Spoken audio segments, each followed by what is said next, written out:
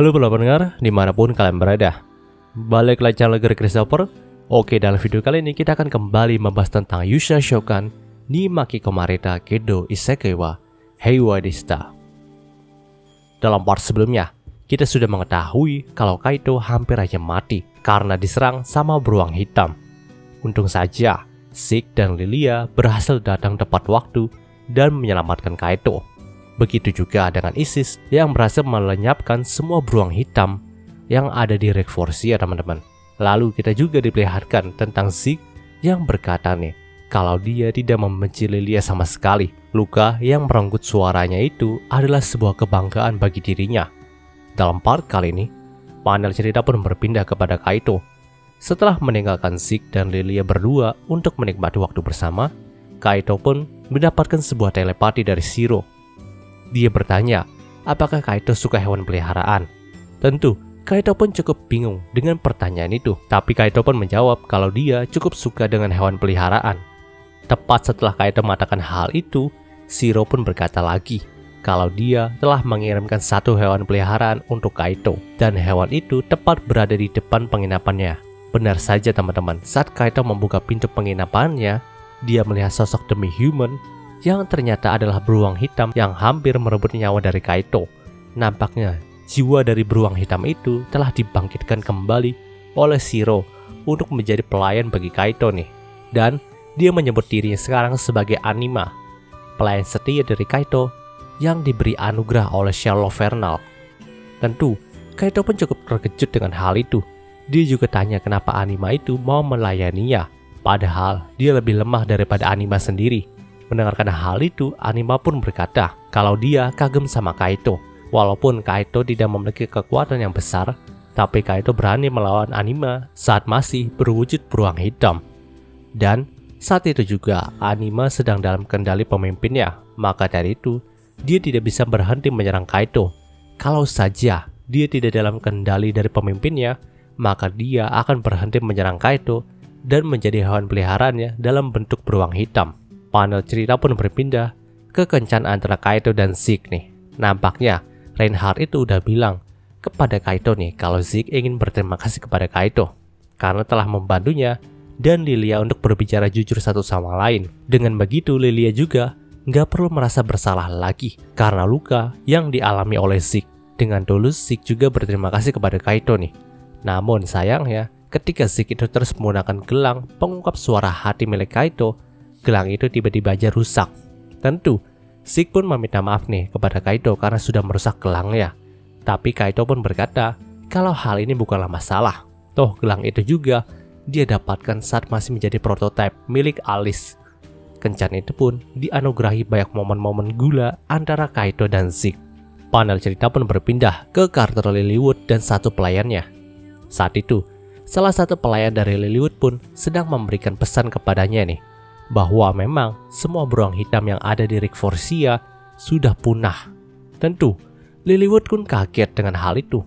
Dia juga tanya kenapa semua beruang hitam itu bisa punah. Di sini, sang pelayan pun menjawab kalau dia tidak tahu kabar pastinya. Tapi dia mendengar kalau salah satu laki-laki dari dunia lain yang mengikuti festival itu terluka parah karena serangan beruang hitam. Dan hal itulah yang membuat Isis langsung datang ke Rekforsia lalu memusnahkan semua beruang hitam di sana. Mendengarkan hal itu, Lilywood pun langsung memegangi kepalanya. Tapi dia bersyukur kalau ini bukanlah masalah yang ditimbulkan oleh entitas lain. Lilywood juga masih bisa bernafas lega kalau itu gara-gara Isis. Di sini, Lilywood pun berkata kalau dia sudah mengetahui peristiwa jelasnya kalau Isis yang melakukan pembasmian itu.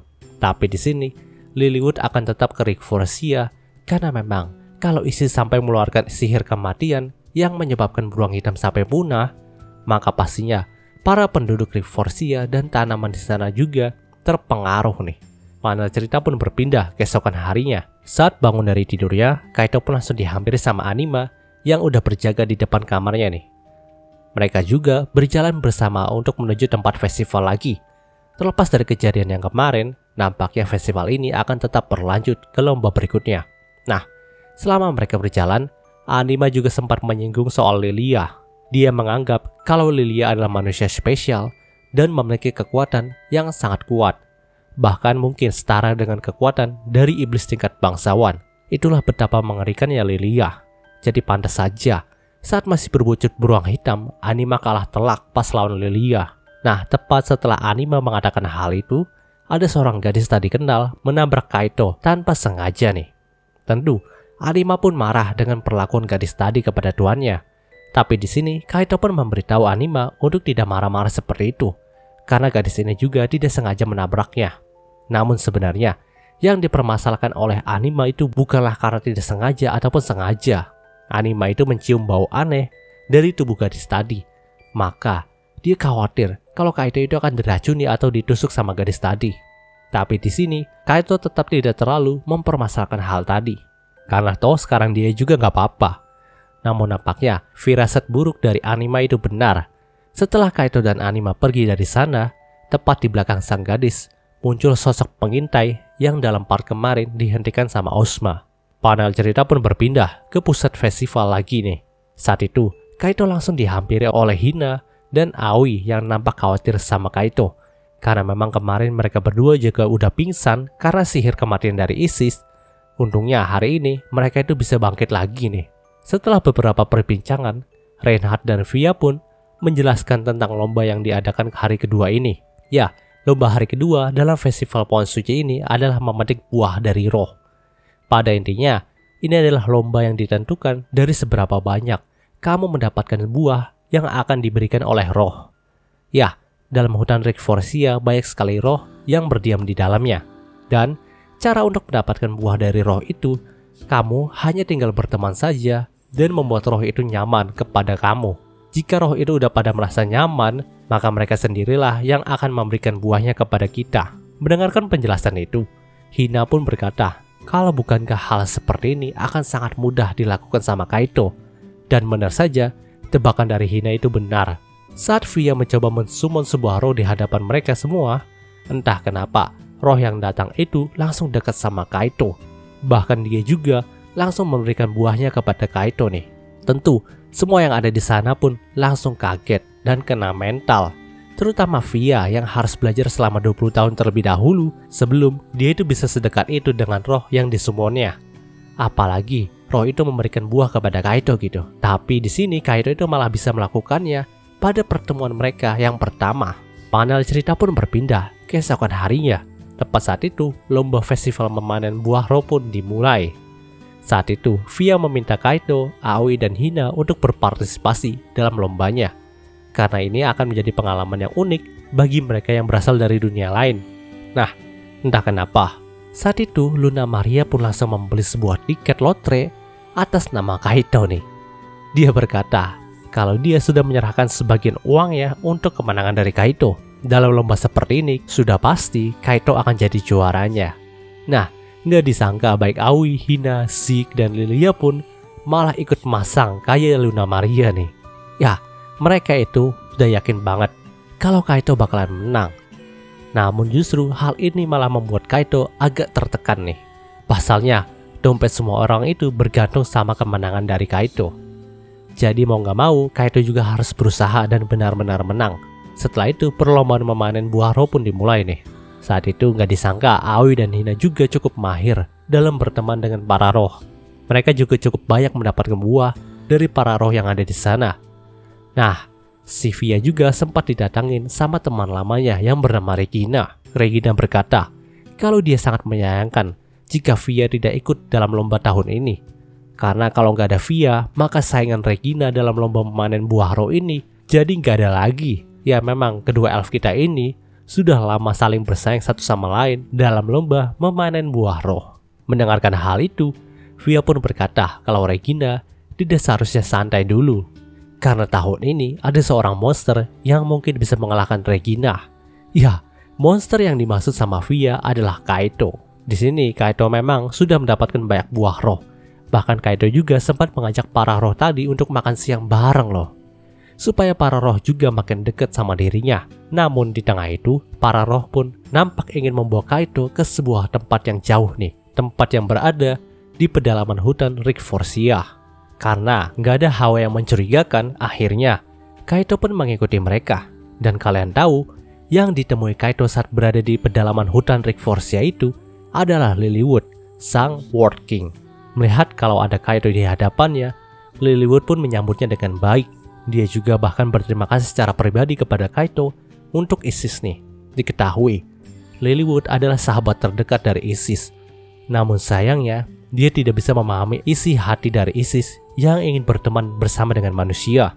Dia hanya bisa melihat kalau Isis bersedih setiap hari karena tidak ada manusia yang ingin berteman dengannya. Tapi semenjak kedatangan dari Kaito, kehidupan Isis itu mulai berubah. Sekarang ini, Lilywood lebih sering melihat Isis bahagia daripada sebelumnya. Maka dari itu, Lilywood sangat berterima kasih kepada Kaito. Karena Kaito, dia bisa melihat senyuman di wajah Isis lagi. Bahkan di sini, Lilywood juga secara pribadi ingin memberikan hadiah khusus kepada Kaito. Mendengarkan hal itu, Kaito pun sempat ingin menolaknya. Tapi, dia teringat buah dari pohon dunia yang diberikan oleh Lilywood yang nampaknya bisa menyembuhkan tenggorokan dari Zeke. Maka dari itu, Kaito pun meminta buah pohon dunia itu kepada Lilywood. Nah, gak disangka Lilywood dengan gampangnya memberikan buah itu kepada Kaito. Dia juga berkata kalau sebenarnya buah ini gak terlalu penting untuk dirinya. Tapi memang khasiat dari buah ini sangatlah besar. Jadi dia tidak sering memberikan gitu aja kepada manusia. Memang buah ini akan sangat membantu kehidupan manusia. Tapi Lilywood takut kalau nantinya akan muncul pemikiran manusia yang akan selalu membahayakan dirinya. Walaupun ada anggota tubuh mereka yang terpotong, maka hal itu bisa disembuhkan dengan mengkonsumsi buah ini. Lilywood takut manusia akan memiliki pemikiran itu akan sembuh kembali jika memakan buahnya. Maka dari itu, mereka bisa bebas melakukan apapun. Nah, Lilywood percaya kalau dia membagikan buah ini kepada manusia secara gampang, maka pemikiran seperti tadilah yang akan muncul. Tapi, karena Kaito yang memintanya sekarang, jadi Lilywood akan memberikannya kepada Kaito. Dia juga tahu kalau Kaito akan menggunakan buah ini untuk keperluan orang lain, bukan keperluan dirinya sendiri. Maka dari itulah Lilywood sangat menyukai kebaikan hati dari Kaito. Sehingga dia rela memberikan buah itu kepada Kaito. Karena itu jugalah Lilywood memberikan satu janji kepada Kaito nih. Kapanpun Kaito itu membutuhkan bantuannya, maka Kaito hanya perlu memanggil namanya saja. Dengan begitu, Lilywood akan datang kepada Kaito untuk membantunya. Itulah janji yang diberikan oleh Lilywood untuk Kaito. Namun, di tengah itu, Lilywood merasakan aura lain dalam hutan Rick Forcia nih. Aura keberadaan dari 6 raja dunia iblis yang lain. Maka dari itu, Lilywood pun berkata kalau Kaito itu harus berhati-hati dengan pantas Small King. Dia adalah raja yang sangat mencintai dunia ini lebih dari siapapun. Tapi karena kecintaannya kepada dunia ini yang teramat besar, dia bisa saja salah membedakan mana yang jahat dan mana yang benar. Mungkin saja nantinya pantas Small King akan menganggap Kaito sebagai keberadaan yang unik. Karena memang Kaito ini hampir dicintai oleh semua penguasa dunia ini. Tapi ada kemungkinan besar kalau Kaito juga akan dianggap sebagai pengganggu dari dunia ini. Sekarang, pantas Small King mungkin sedang menilai Kaito nih. Maka dari itu, jika Kaito melihat ada sesuatu yang aneh berada di sekitarnya, maka Lilywood ingin Kaito segera memanggilnya. Karena dengan begitu, Lilywood bisa menyelamatkan Kaito dari pantas Small King, sang raja tanpa wajah. Panel cerita pun berpindah sedikit nih ke dunia iblis. Ternyata Kaito nggak hanya menarik perhatian dari pantas Small King saja, tapi Kaito juga menarik perhatian dari Dragon King, yaitu Magnawell Bakuslardo Guzarval. Wah, namanya susah banget ya. Dan satu lagi nih, War King, yaitu Megaido Argetes Borgnes. Ya, nampaknya dua raja itu juga tertarik sama Kaito, bahkan ingin menyelidiki Kaito lebih lanjut lagi. Panel cerita pun berpindah ke karakter Kaito dan Lilywood lagi. Saat itu, Lilywood pun membantu Kaito untuk kembali ke pusat festival dan mengumpulkan buah roh nih. Karena memang Lilywood juga merasa bersalah karena dirinya malah mengajak Kaito ngobrol, padahal si Kaito itu lagi lomba mengumpulkan buah roh. Sementara itu, dalam pusat festival, ternyata panitia sudah mulai menghitung buah roh yang dikumpulkan para peserta. Nah, yang terbanyak saat ini adalah milik Regina, yaitu 210 buah. Namun hal itu langsung berubah nih ketika kedatangan dari Kaito dan Lilywood. Tentu, Lilia pun dibuat mematung lagi karena si Kaito ini malah membawa World King bersamanya. Padahal Kaito itu hanya berjalan-jalan sebentar di hutan Rick Forcia. Tapi kenapa dia sampai kenal sama Lilywood gitu? Terlepas dari itu semua, buah roh yang dikumpulkan sama Kaido itu berjumlah di atas 2000 teman-teman. Dan tentu itu adalah rekor luar biasa dari lomba memanen buah roh ini. Sebagai pemenang dari lomba ini juga, Lilywood itu memberikan Kaido satu permintaan lagi nih. Tapi di sini Kaido itu udah nggak punya permintaan apapun lagi. Karena memang dia juga sudah mendapatkan banyak hal dari Lilywood. Mendengarkan hal itu, Lilywood pun memberikan sedikit kode kepada Kaido untuk membuat permintaan buat hutan Rick Forcia nih. Karena memang si hutan Rick Forcia ini kan udah kehilangan sebagian bentengnya karena dirusak sama invasi beruang hitam kemarin gitu. Jadi Lilywood pun meminta bantuan Kaido untuk membuat permintaan agar dirinya bisa membuatkan barrier di sekitar hutan Rick Forcia. Tak disangka, Kaido mengetahui kode dari Lilywood tadi. Maka dari itu, Kaido meminta agar Lilywood melakukan sesuatu atas kekacauan dari Rick Forcia ini. Tentu, Lilywood pun menerima permintaan dari Kaido itu, dan semua rakyat dari Rick Forcia menyoraki nama Kaido. Setelah itu, Kaido pun mendekati Lilia dan menyerahkan buah pohon dunia itu kepada Lilia nih. Lilia pun sangat terharu dengan pemberian dari Kaido, tapi dia tidak bisa menerimanya gitu aja, karena itu adalah buah yang Kaido dapatkan sendiri. Lilia sudah tidak memerlukan buah itu lagi. Selama ini, yang dia ingin perbaiki adalah hubungannya dengan Zeke, dan terlepas dari perasaan bersalahnya karena sudah mencelakai Zeke. Tapi hal itu sudah terbebaskan sekarang. Jadi lebih baik Kaido itu memberikan buahnya langsung kepada Zeke. Di sini, Kaido pun melakukan hal itu nih. Kaido berkata kalau dia ingat ucapan Zeke yang ingin melindunginya dari mara bahaya. Tapi karena tubuhnya terluka, Zeke tidak terlalu bisa melakukannya. Maka dari itu, Kaido memberikan buah dari pohon dunia ini kepada Zeke, agar Zeke bisa melakukan semua yang dia inginkan secara bebas tanpa terhambat dengan tubuhnya yang terluka lagi. Dengan demikian, Zeke pun menerima buah itu dari Kaido. Dan cerita di part ini pun berakhir. Oke, meski pembahasan singkat untuk Yusha Shokan-nya kali ini. Jika kalian suka video ini, jangan lupa untuk like, comment, dan subscribe, dan juga share agar gue lebih semangat lagi dalam membuat video dalam channel ini. Terima kasih telah mendengarkan sampai detik ini. Gue Gary Christopher, signing off.